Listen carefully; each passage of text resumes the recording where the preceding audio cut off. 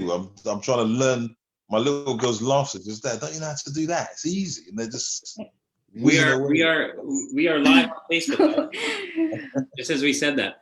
So Yeah. folks, the Facebook gods. We're a couple of minutes late. Sorry about that, and more technical stuff. Just changing browsers, so we're here. My name is Nick from Retribe, and today we're going to be talking about unlearning.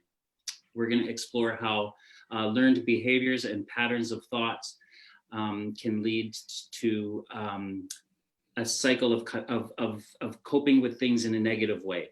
And I've got a couple of really amazing guests me and Mel are going to talk to here, Stephen Young and Sola Egbale. Gentlemen, welcome. Hello. Hello. How are you guys doing today? How's Sola today? Yeah, I'm very well, very well. Full of the joys of spring, I would say. The sun's shining. You know, I've been out for my vitamin D walk. Yeah. Good. Yeah. And Stephen, how are you doing, buddy? Yeah, I'm doing very well, thank you. I said the weather's out, you know, trying to keep positive, but yeah, doing very well, thank you. Okay. How's Mel over in Toronto? Mel is doing all right. I'm left my quarantine, which is nice. Was able to take a couple walks for the last couple of days, so that feels good. The dog is happy that I'm able to walk her, but yeah, we're all good. Amazing. So guys, today's topic is unlearning and looking at our patterns of behaviors in the past. But first of all, can you guys, maybe starting with Sola, just give like a 2 or 3 minute kind of rundown of you know, who you are, how we've met, and how we've kind of come to be here today. Sure. Okay, as you've already introduced me, Nick, thanks for the introduction. Thanks for the opportunity to come on today. Yeah, as you've said, my name's Sola. I'm a mentor, or I'm a teacher first and foremost. I'm a mentor, motivational speaker. I've been sort of blessed with those accreditations, if you like, mainly through experiences that I've had through life. You know, I think I mentioned to you at one point when we first spoke, Nick, I'm what they call a death row survivor, and it's through that particular experience and many others that's sort of brought me to where I am today. You know, Nick, it was a pleasure to meet you a couple of weeks ago online on one of these webinars. You know, it was at a men's event where we were discussing trauma and the pain that comes out of different situations that men encounter. And that's all we met online, and I was just, you know, sort of just blown away by your testimony. I think that's what made us kind of gel. You know, I thought, right, I've got to get in touch with this guy. I need to speak to him. I really need to, you know, see what makes him tick, because there were some areas that were so much on par.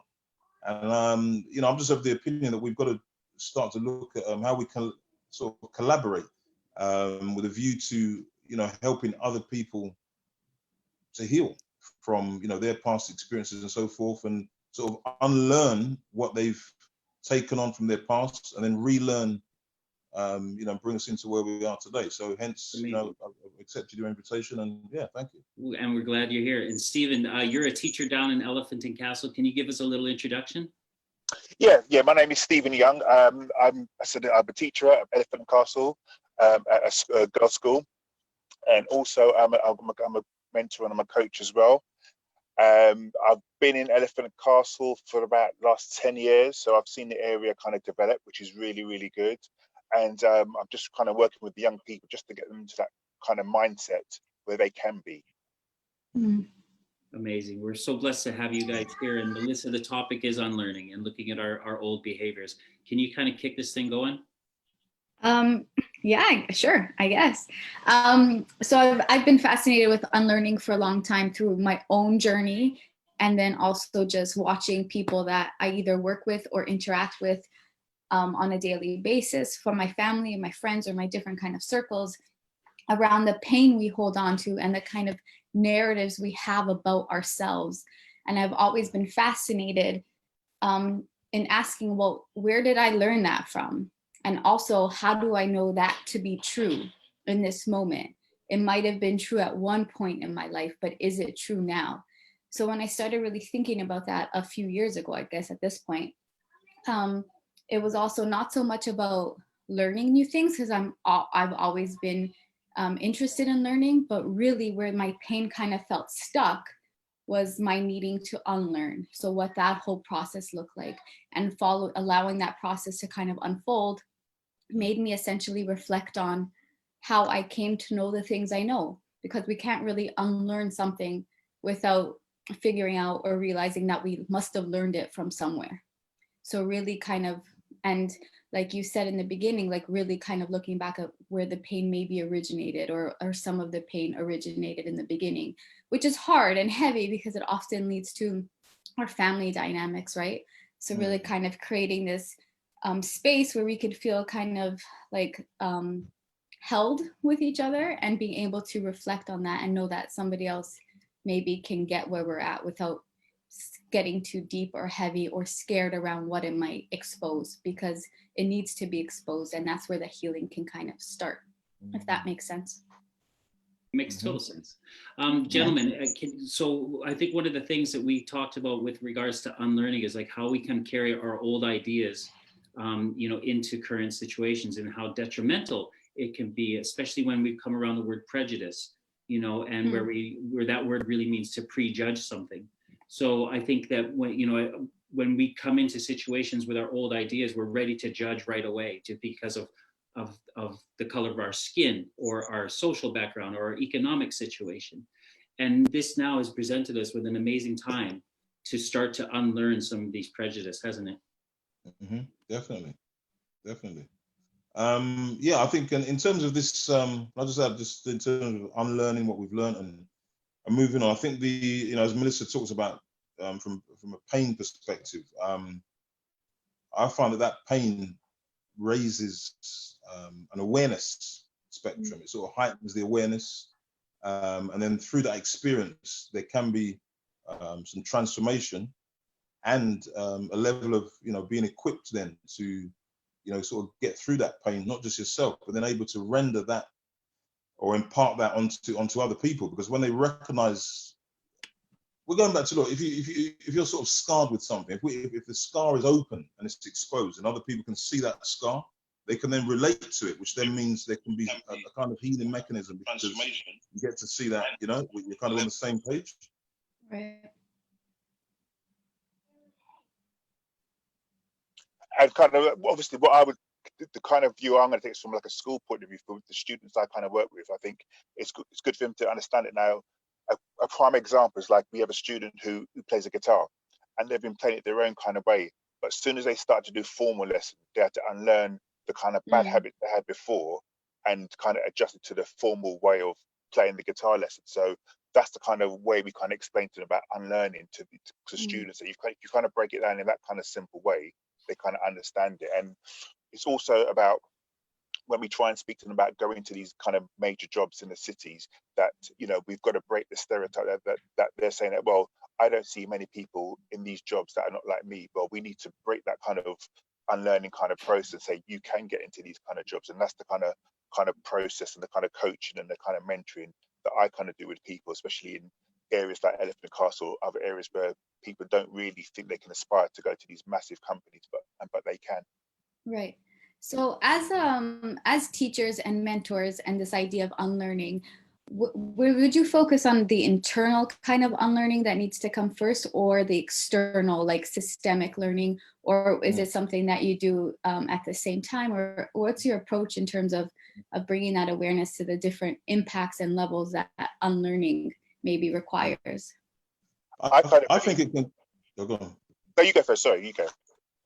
Yeah, sure. No, I was going to say, Stephen, that I think it's a kind of simultaneous thing, really. But then, having said that, I think we've got to start to really tap more into the internal part, as you were saying, Melissa, and maybe looking at the emotional intelligence part. It's something that I've just learned of recent, actually, because I used to try and sort of learn to fight battles as they were, externally.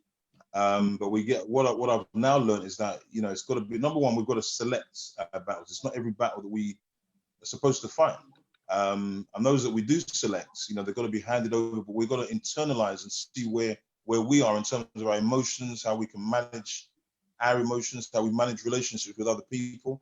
I think the kind of buzzword now is all about the EI, the emotional intelligence. Finding out where we are, so that when we can then sort of be reflective, we can sort of tune into ourselves, so we can then basically put that out, and then maybe excel or get the other areas externally healed. Basically, look, if you're not good in yourself, it's kind of very hard to be then to sort of put that out and be good for anybody else in terms of your, your studies, your job, your relationships with other people and so on. Right. Stephen, you had thoughts on that? Yeah, I kind of echo that as well. I think, when we work with young people from my school and the coaching, it's from inside. They've got to get it inside right. I think once they've got it inside right and they've got the mindset right, they can move on. And I think that's the way they kind of work. I think you've got to give them that kind of encouragement. You've got to give them that kind of, you can do this kind of thing. So you're always coaching all the way through, because I think some of their self-esteem is quite low. So you have to get it built up inside them first, and then once you've got it inside them, they can just take on the world. When you're beside them, you're coaching them.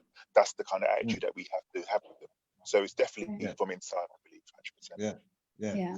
And I think in terms of what we do as well, I mean, Stephen and myself have worked together over the last year or so, and we found we both got that kind of same passion and that drive to do what is just explained there. And it's allowed us to we've both got different organizations where we do this, where we try and tap more into young people, so they can sort of look into themselves. We're trying to train them and encourage them to be peer mentors, mentor amongst themselves, have platforms where they can basically express, where they can communicate, find out what's going on with themselves internally, and then for ways to actually unlock their true potential. A lot of us are kind of tagged with something, tagged with a kind of reputation or kind of basic, that's how you are. But if that person doesn't actually know who they are, so we try and promote that so they can come out of themselves and just really talk on a sort of real and raw, live level, basically. Right. I'm really interested, because you guys are working with youth. But if you think about Sola, we talked about your grandmother and how and how culture has so much to do with how even our parents and grandparents, how things were put upon them within their cultures and how that rubbed off on us when we were young. Sure. Yeah, so just to give you a bit of a background on that, Nick, I was obviously, I'm Nigerian, Nigerian heritage, born and brought up in the UK here. Went back to Nigeria for about 7 years or so. Now, a lot of the sort of attributes, how we grew up here then, going back to Nigeria now, we had to basically change our mindset, change the mindset, change the way we're doing things, and then you sort of returning again, a change again. But traditionally, without sort of knocking, where I'm from, love my country, love my people. But one thing I've sat and thought about over the years is that, look, if you're not right in yourself, you don't know who you are, as opposed to a tradition. You can be sort of led astray. And I kind of see that now as a sort of grown man. I see that a lot in a lot of our young people. There's this kind of identity crisis, if you like. But then it's about sort of unlearning something that you've been raised in, but now obviously we're in a kind of different society, a different setup, institutionally, establishments and whatnot. And it's about sometimes it's like kind of trying to put a round peg into a square hole scenario sort of thing. So there's always a kind of a battle going on, but again, it's about being able to identify that, being able to acknowledge it. And then I would suggest that, healing comes from those areas of acknowledgement. You wanted to go, Mel? Well, I was going to ask Stephen if he wanted to add anything before I went, actually. Just kind of like adapt to your situation. I think a lot of the young people that we work with, and they have to adapt to the situation they're in. So as Shirley was saying it before about stereotypes and everything like that, now they just have to try and adapt to their situation. Mm-hmm. I find it very interesting when we bring in like tradition and culture, and how it can be embedded with our own like individual identity, and how we come to know ourselves based on what we were taught about ourselves in a certain context. And that can be really beautiful and powerful for some people to have a sense of connection and identity, but also on the flip side that it can limit them in terms of what they know about themselves and what they want to discover about themselves. So I'm wondering like if anyone wants to elaborate on that kind of struggle between breaking from a learned tradition, a learned norm, and then having the freedom to discover parts of yourself that maybe were never encouraged to be discovered from a young age. Sorry, catch the last part of that, Mel. Oh, I'm not going to remember now. I think it was how we kind of navigate the how we want to discover parts of ourselves and the freedom to do that, but Sure. being taught within the context of a tradition or a religion or certain cultural kind of narratives that are kind of tightly sewed together. Sure. Yeah, I mean, in terms of sort of unlearn and learning, I don't think, my opinion is that it's not a geographical thing anyway. It's something that I think this is where mentoring comes right in. I think mentoring is so important. I think it's absolutely crucial. You know, apart from what we get from our parenting situation, from our home lives, apart from what we get from school and family structures, I believe that mentoring is such a key aspect to anybody's life now, because going back many moons ago, I've had my own share of experiences, both in Nigeria and here. And, I know I can firmly say, not because I've read it somewhere, but because I've experienced it, that, without having someone or a mechanism to kind of release, one's feelings, one's emotions, and, just sometimes just someone saying to you, look, what is it you need? How are you feeling? It could be as basic as that, without trying to bat somebody over the head with a kind of theory or a situation. I think it's about really just talking to somebody, just communicating. And I believe that once trust and confidentiality is gained, there's progress. Now, vulnerability plays a massive part in that, because once we start to speak out and we start to open up, we're left kind of wide open. And I know a lot of us are not ready for that, especially guys. I would say a lot of young guys are not ready to expose themselves. We're taught that as guys, we've got to be strong, we shouldn't cry, that we shouldn't show emotions. And I think all these attributes, they kind of get suppressed. And when they're suppressed, they do have a detrimental effect. So then a release, can never happen. And then these things are carried on into adulthood, they're carried into jobs. Look, you could have the best job in the world. You could be a stockbroker, banker, whatever, but you're still carrying some kind of baggage because it hasn't been released. You could be a millionaire, but you've got this baggage, this stuff that's just there. And until there's a release comes, even people that you mentioned religion, even when we go to church, sometimes is it a real experience? I go to church. I'm a member of a church. It's my faith that I hold on to now that gets me up every day and takes me through every situation, including this particular one. So until we're being real and allowing ourselves to surrender and to submit and to be vulnerable, there's always going to be that blockage there. It's really interesting that you talk about, the pressures, well, the learned behaviors of what it's like to be a young man. And I know we all kind of have something very similar, apart from Melissa, in the fact that, when we were younger, we were kind of given ideas of what real men are, and that real men sort out their problems, and real men are tough, and real men can fight for themselves. And, it took a long time for me, till I was 45 years old, till I was beaten, and smashed to the ground. Whereas it took every strength of being a man in me to ask for help, and just in your guys' journeys, like when did you start to unlearn the idea of this masculine battle that a lot of men have in them? Obviously when I've been main, because I've been at different schools before, but I was another school in South London, which it was a mixed school. Obviously I'm at a girls' school now, but it was a mixed school, so we had a lot of boys there, and obviously that was the time where we had a lot of gang kind of issues going on, and I've lost some students for it, and some students have gone inside for it. So it got to the stage where some of the boys were so deep and scared that they came to me and said, look, I need to get out of this.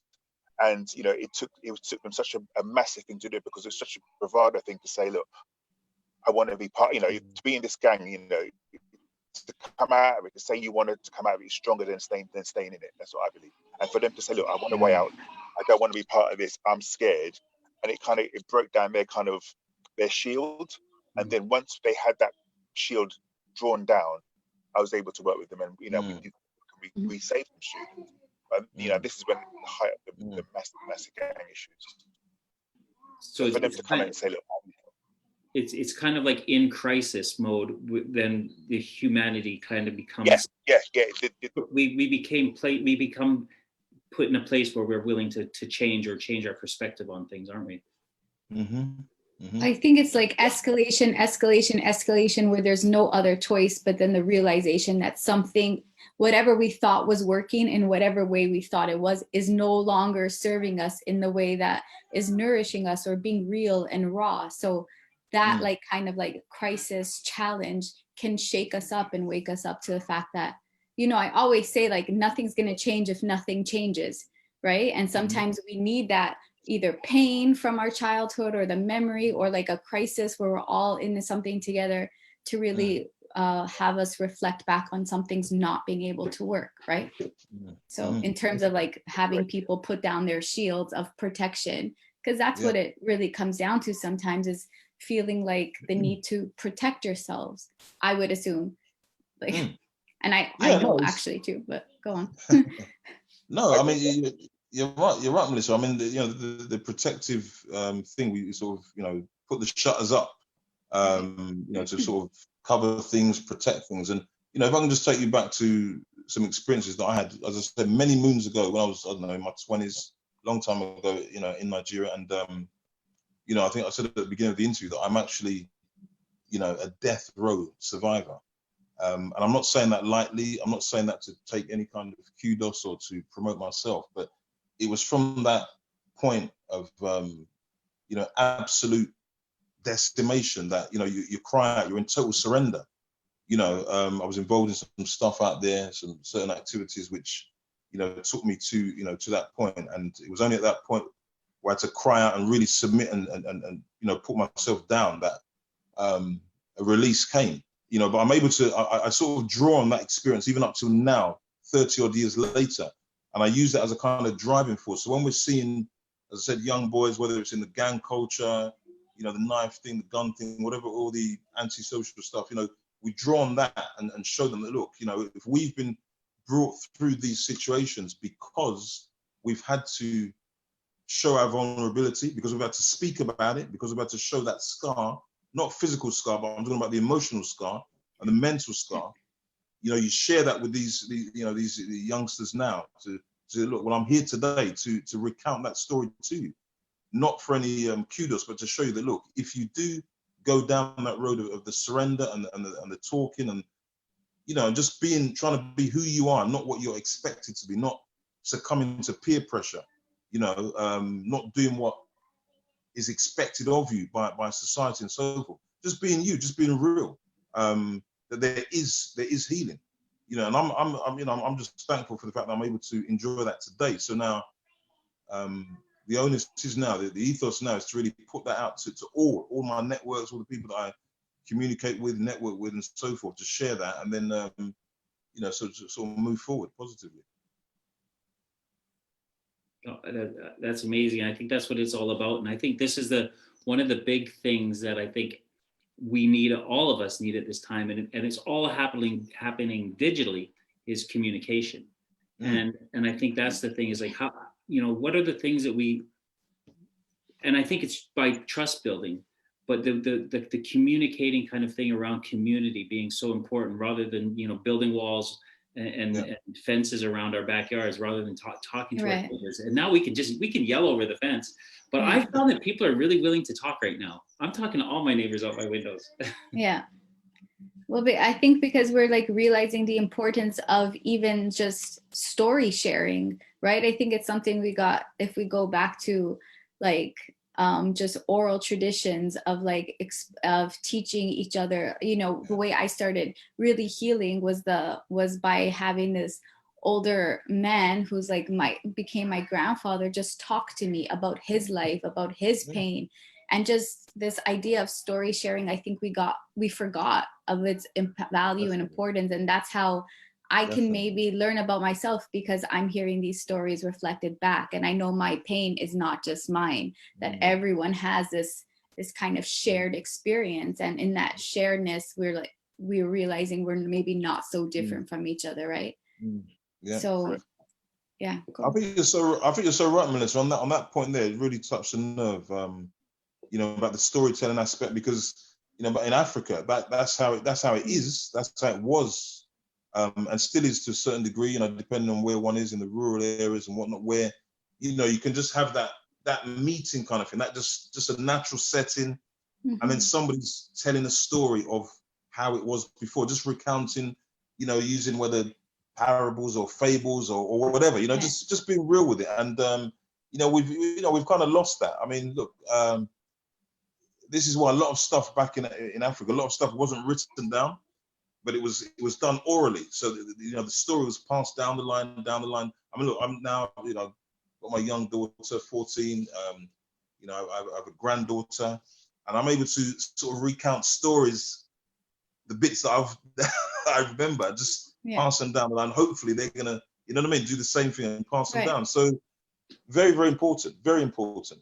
And it just adds to the realness, doesn't it, and the authenticity, you know, of the whole thing. What were some of the stories that you remember from being a kid that were being told to you? You want to dust my brain off now, Nick, don't you? Yeah, if I can go back, okay, maybe my late father, you know, he used to tell me stuff about, obviously I never met my grandfather on my paternal side, you know, and he used to just tell me about how, you know, he was kind of renowned and well known in the whole setting, you know, had a lot of respect and so forth, and just that there's just basically daily activities, you know, because over here, you know, we're kind of spoiled to a degree, you know what I mean? You come here, you turn on the tap water, you flick the light, you know, the basics. But when you've got to go and fetch water and do this, you know, all the basic, you know, create a little hearth of fire and so forth. The fishing, you know, where I come from originally, it's known as a very well-known fishing region. And just, you know, the hunting for fish in the old traditional ways, you know, and you're coming back, and Dad was always telling me about, you know, coming back with this roast fish, and, you know, the fish were getting here, all this frozen stuff, it's not doing it for him, and so on. So, you know, hearing that sort of stuff, then it just kind of gives a little, you know, gives a little kind of sparkle to, you know, to life, really. Yeah. Do you have any childhood stories, Stephen, that you're fond of, that you were taught? Not off my head, really, but no, not really.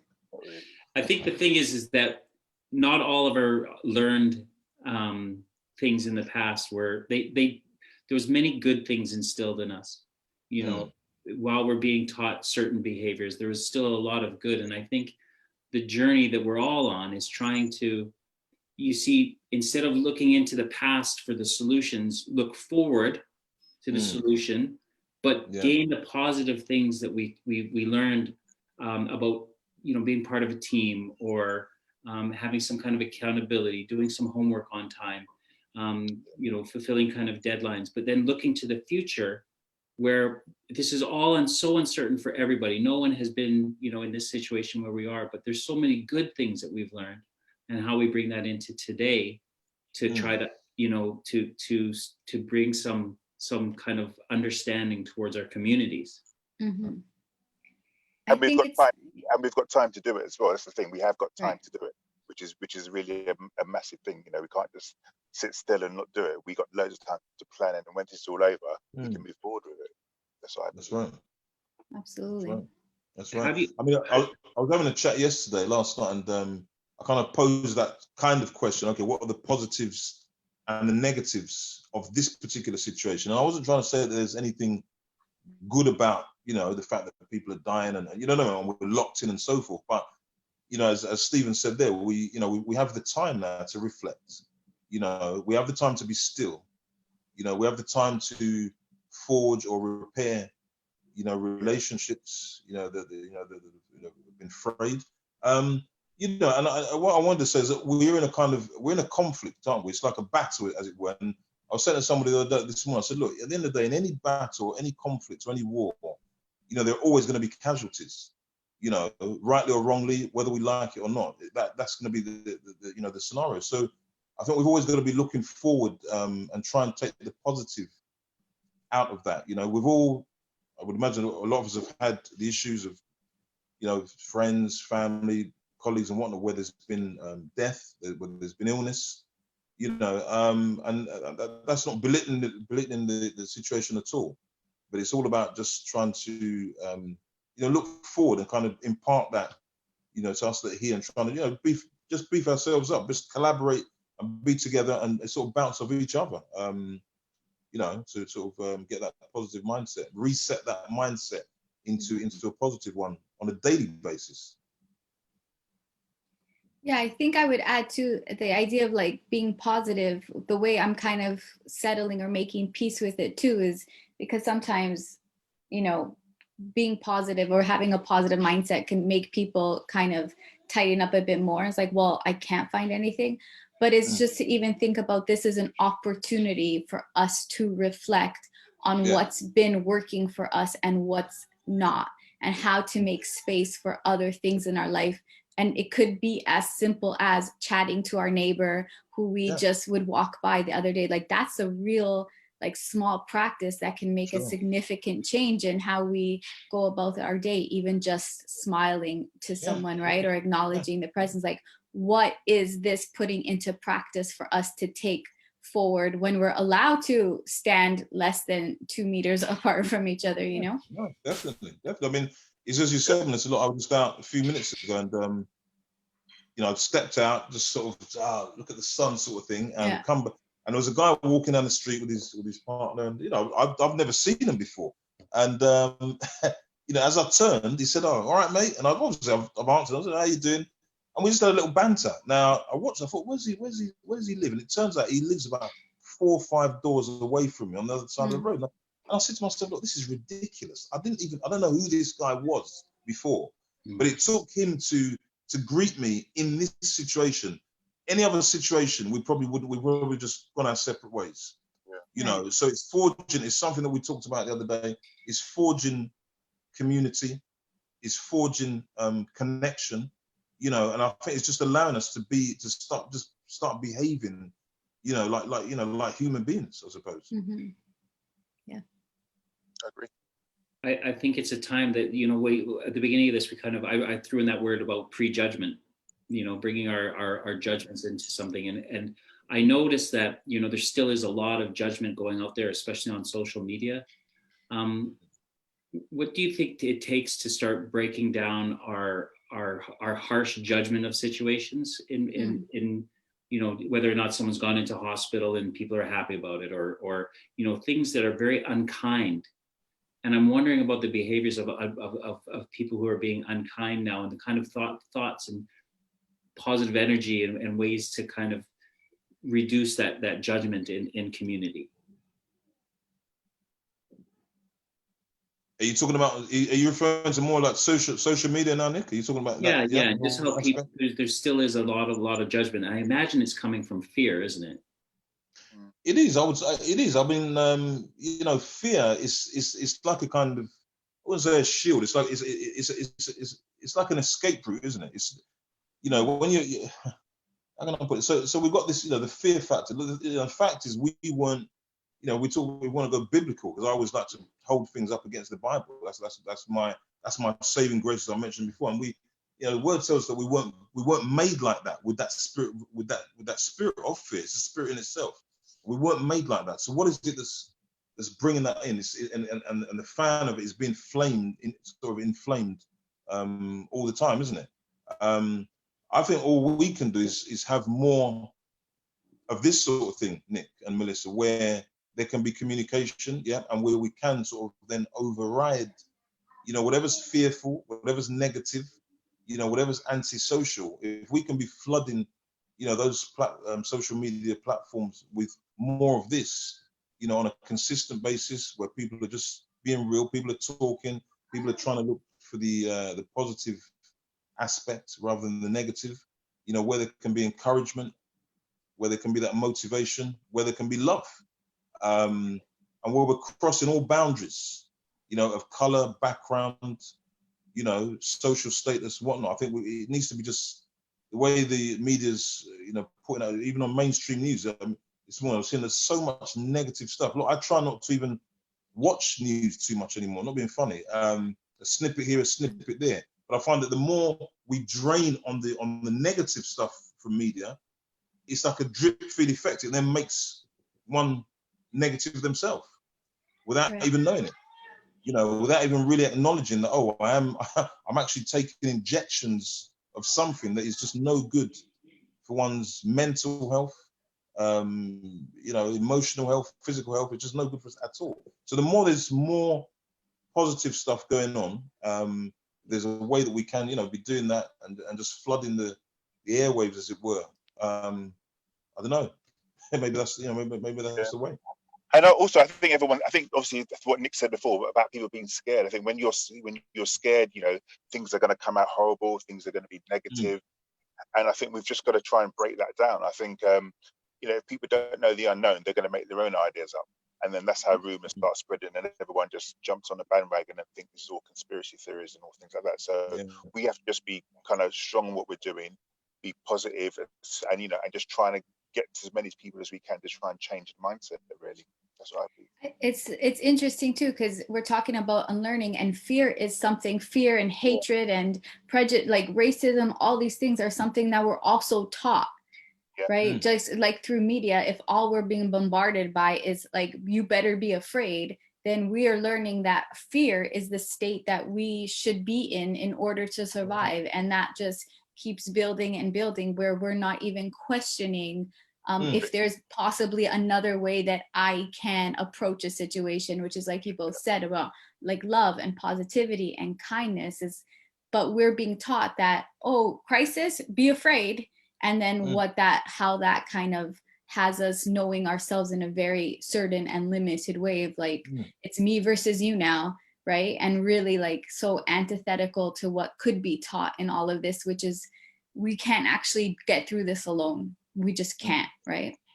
But yeah, the media and maybe our circles are teaching us maybe that fear is the thing we need to do.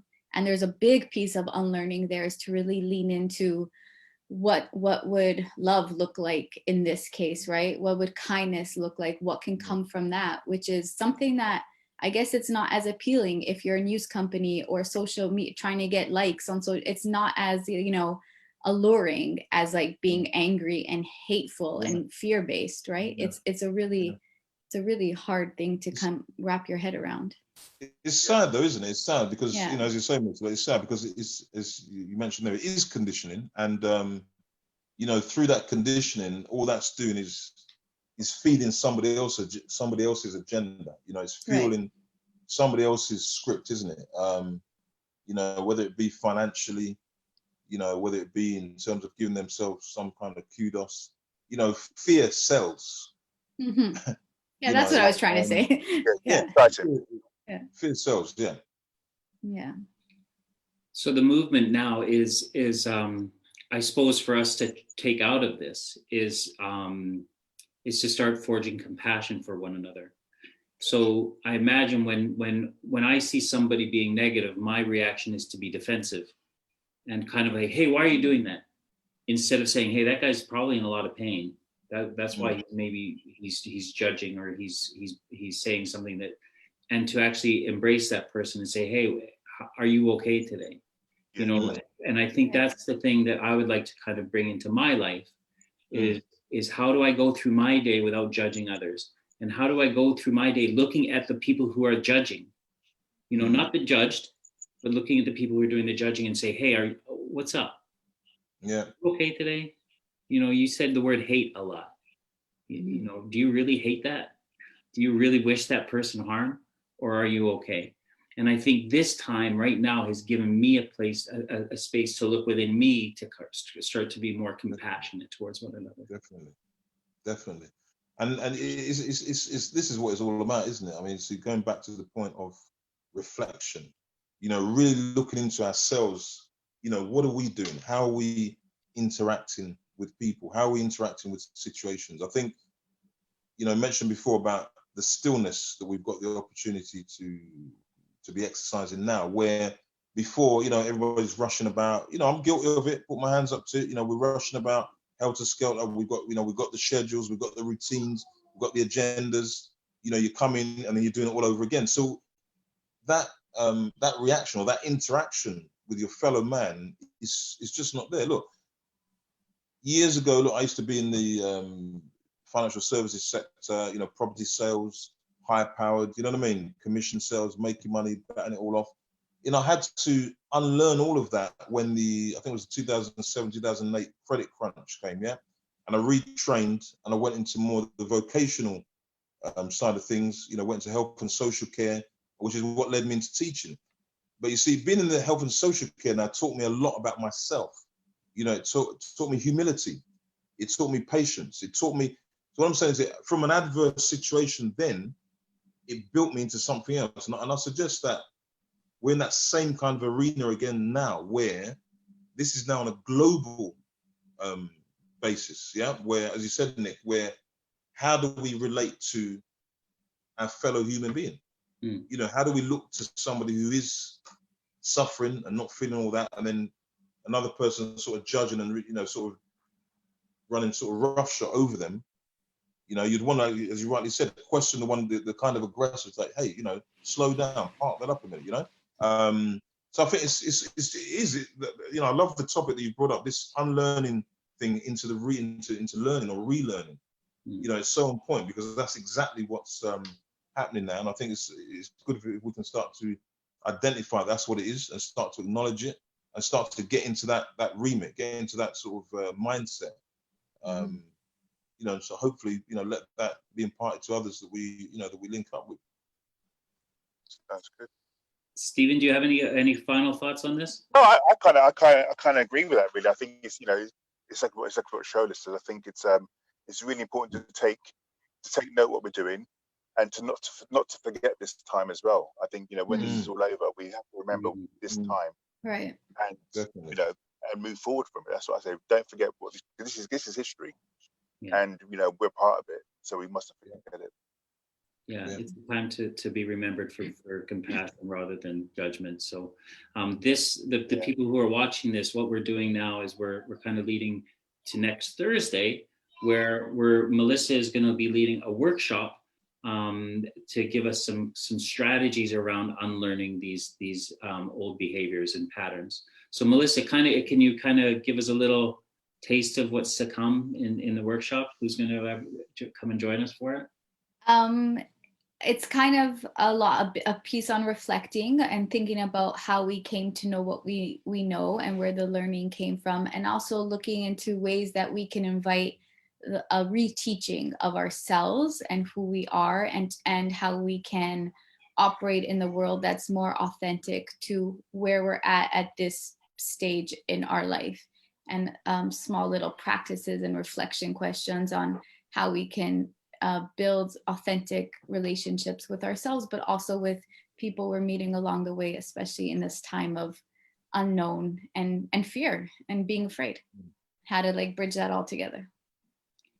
I'm looking forward to it. And the link for that will be on the Elephant and Castle What's at Elephant Castle Facebook page, which we're on right now. So there's going to be a link to that on Thursday. I hope you guys can join us. And gentlemen, thank you so much. Thank you. Such an honor. Thank you for having us. Thank you for the opportunity. Be good, and let's stay in touch, okay? Thank you. Brilliant. Stay safe. Stay safe. Thank you. Okay then. I will. Thank you very much. I enjoyed it. And bye, Elephant. Brilliant. Take care. Bye-bye. Bye. Bye.